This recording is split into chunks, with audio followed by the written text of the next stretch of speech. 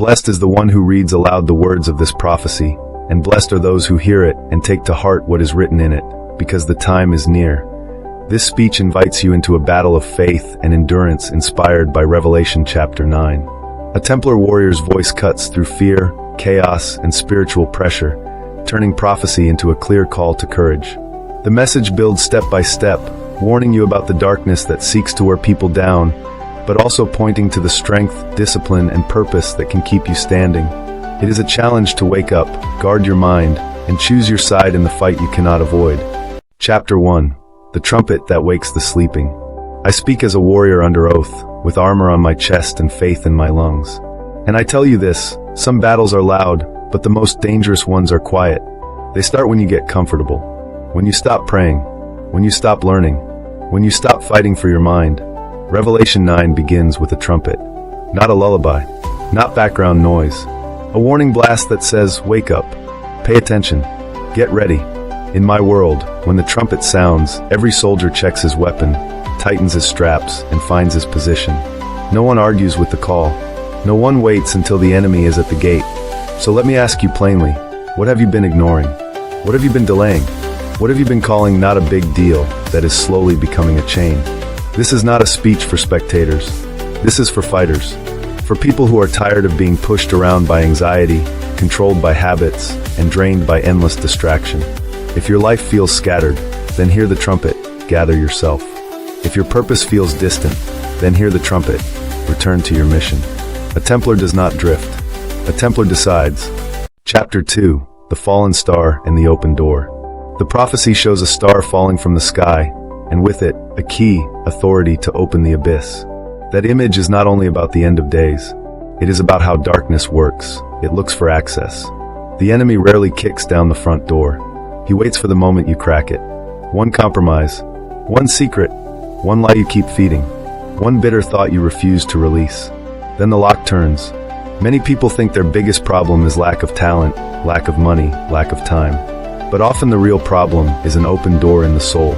Hear me. You cannot control every storm outside you, but you can guard the gates inside you. So today, take inventory like a warrior. What do you watch that poisons you? What do you repeat to yourself that breaks you? What company pulls you away from who you are called to be? What temptation keeps asking for just one more day? Close the doors, not with weak promises, but with strong actions. Replace the habit, change the pattern, confess what must be confessed.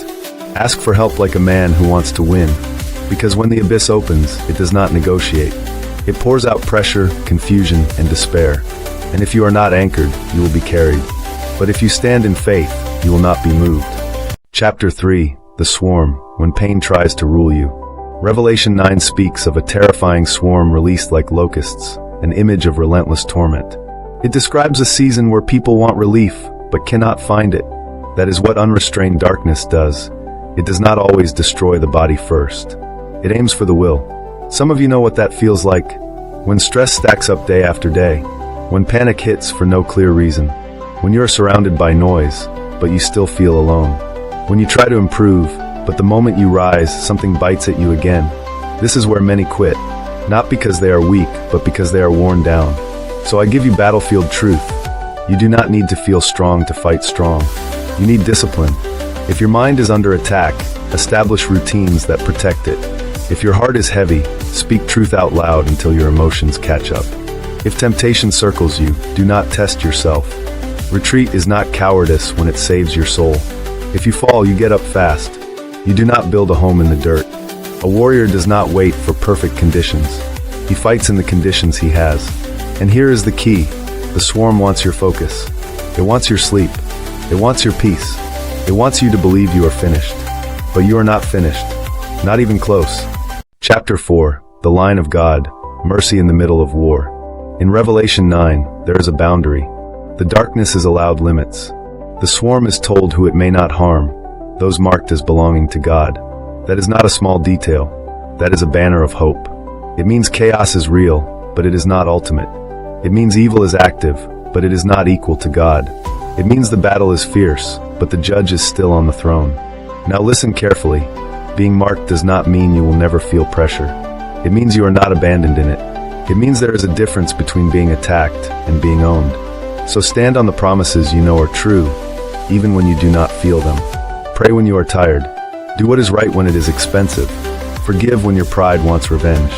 Help someone else when you feel empty. This is warrior faith, not soft, not passive, not fake. It is obedience under fire. And if you have been living like you are unprotected, like you are alone, like you have no covering, today you change that. Today you step back into the order of God. You stop flirting with the edge. You stop feeding what feeds on you. Mercy is not weakness. Mercy is the hand that pulls you back from the cliff. Chapter 5, the final charge. Stand, build, and refuse the abyss. Now I speak my final charge as a Templar, as a man who refuses to kneel to fear. Revelation 9 is intense, but its lesson is clear. When darkness is released, neutrality dies. You will either be shaped by the pressure, or you will be forged by it. So choose what you will become. Be the kind of man who keeps his word. Be the kind of woman who guards her mind. Be the kind of worker who shows up with excellence. Be the kind of believer who prays like it matters. Be the kind of friend who brings light into the room. Be the kind of fighter who gets back up without making excuses. Do not live as if your days are endless. The time is near. That does not mean you panic. It means you get serious. It means you stop wasting what is holy on what is empty. Build your life on truth. Train your body so it can carry your calling. Train your mind so it can resist lies. Train your spirit so it can hear God even in noise. And when the trumpet sounds in your own life, when the crisis hits, when the diagnosis comes, when the relationship breaks, when the temptation returns, do not surrender the gate. Plant your feet, lift your head, and say with the calm of a warrior, I will not open the abyss. I will not be ruled by fear.